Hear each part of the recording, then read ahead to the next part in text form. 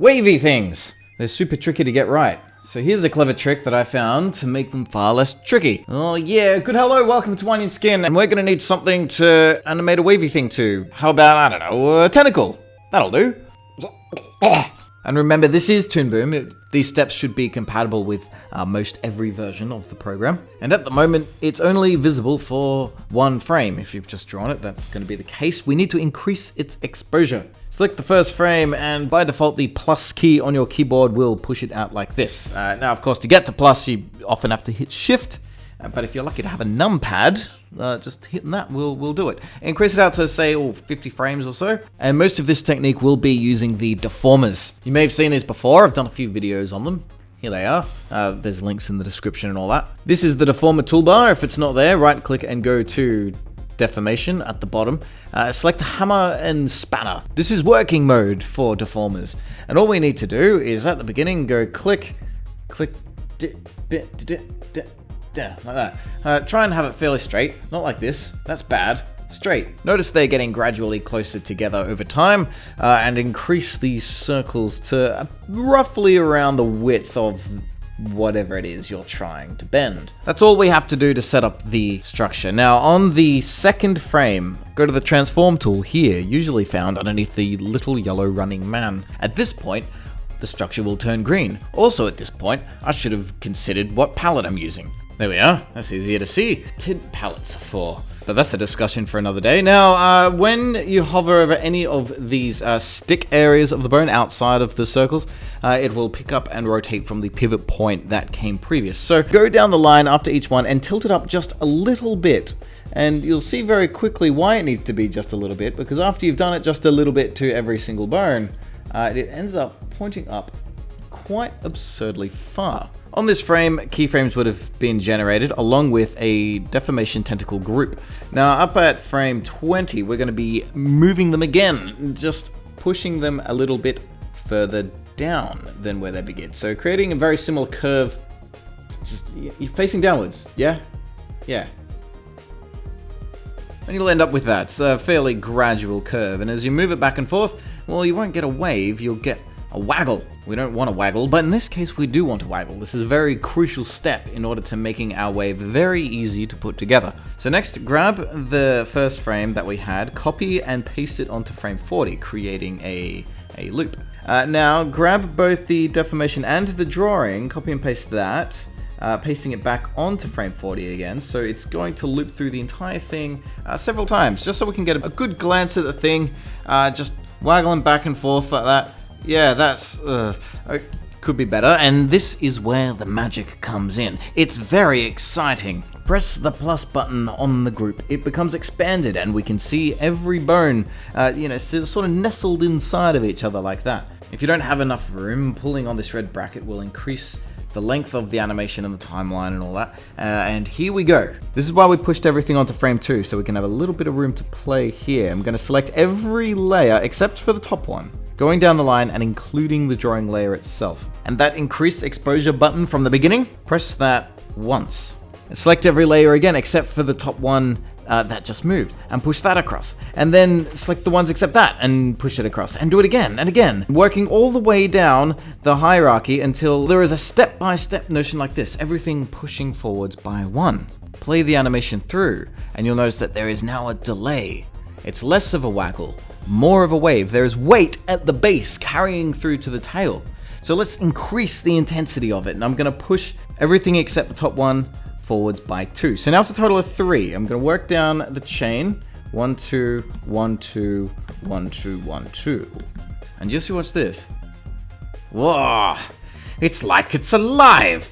And the good thing about this is it's so easy to tweak and experiment to see what level of wave do you want. I've settled on an offset of about 3. It can be a little bit janky though, because there's no easing. At every keyframe, it's suddenly changing direction for each joint. So I'm going to select everything, and up here at the top left of the main controls, if you don't have these, right click and select timeline view. They'll come up, and look for this one here. Select and choose the middle one. It's a bit of a soft S shape. That will apply about a 50% ease to every keyframe that is there, making the whole thing a little bit more soft. Now we need to turn it into a perfect loop because it begins and it ends. So consider this point here, when the final bone begins its motion. I'm going to select all the way up here and select this button here with the plus KF. It will add a keyframe in on every bone at that point. Where we want the loop to end is the next time the end bone is at that point, which is 2 keyframes later, here. Again, select it all the way up and add keyframe. This is where all the action takes place. So now we can trim off the edges either side, leaving us with a perfect little block of animation. If I grab it, pull it over the left, we can copy this, right click on the end keyframe and go paste cycle, and just pop it in as many times as I want, and it'll just sort of go. Now, of course, this is a bit of a point of no return, so before you trim off the edges and do a paste cycle and things, make sure that the duration of your waves are correct and that the displacement between each bone is correct. It can be good to create a backup and save those layers away somewhere in case you want to come back and change it later. But that's it. That's all it takes to make this basic wave. It's super straightforward. And the other really handy thing about doing it on bones and pegs and things like that, as opposed to the drawing artwork itself, is this animation can be extracted and put into something else entirely. So here's another character who's got some, tassels, headband waving off the back of his head so they can blow in the breeze. Also, he has his really long fingers. They can blow in the breeze too, why not? I'm going to assemble this via the node network, although it should be possible with the timeline as well, if you don't have one of these.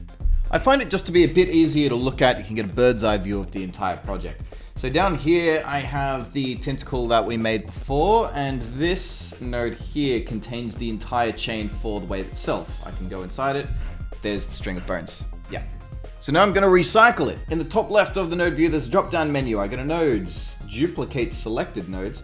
Now holding the Alt key down, it will snap into any of the green lines that I go across, which will then, it will apply those bones and that movement to whichever element it has been attached to. In this case, tassel number 2, you see it turns purple and a wave has appeared.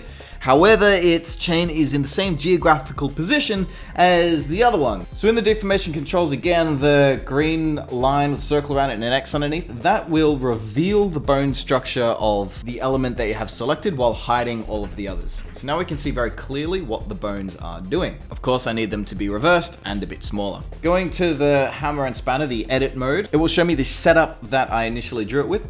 Here's the root here. So if I hover over this bone, you see the arrows turn into like rotating ones, and that means I can turn it all the way around, and I can pick up the root and move the entire thing. To scale it down, however, this does need to be done by hand, but it really only takes a minute, so it's no biggie. I'll shrink down each of these circles and then compress the bones in accordingly. Because the deformer animation is based upon where they initially sit, it will still apply the animation normally. Going back to transform mode, look at that. It's now moving from the new core and in the correct direction, but with the same timing as we had earlier. Recycling it onto the other tassel is even easier because it's the same size, right? So I'm gonna go nodes, duplicate nodes again. It's very important, by the way, that you don't just copy and paste it. Copy and pasting will work, but it creates a clone rather than a duplication. A clone links back to the same source file. So if you use to Flash, it's kind of like symbols. It means if I edit the timing or anything about the first one, it will also happen in subsequent copies. So it's a good rule of thumb, and when in doubt, just duplicate. I want to select this new one, but if I grab these, it's going to be moving the first one. So with this element selected, I'm going to have to press the green line circle one. Does it have a name? Show selected deformers and hide all others. Yep, says what's on tin. So I'll press that, and now I can move that just a little bit down. Double check to make sure that all the frame information is actually there. If it's not moving, it probably didn't actually take the movement. And they will be moving in perfect unison. So I'm going to select the first frame on this whole chain, nudge it forward by probably about 3 frames, just to give that little bit of difference. From this point, I complete the first finger, taking another duplication, shrinking down each one of its knuckles, and moving those bones into place. Same process as the tassel. Because the fingers are all duplicates of one another though, I'm only going to need to do this once. So that's lined up, it's waving just well, and I duplicate that chain a further 7 times, giving me a total of 8, threading it into its appropriate place along each of their threads, and then going back into the main red controllers to move its main root, put them all into place, tilting just the roots so it all sits snugly. And there we go, all 8 of them moving together. And there the effect's done, it's complete, look at that. Wavy things made easy. Much quicker and more accurate than doing it by hand or trying to do it with curved deformers. If you're familiar with curves, on the surface it feels like they should be quicker and more reliable, but it gets weird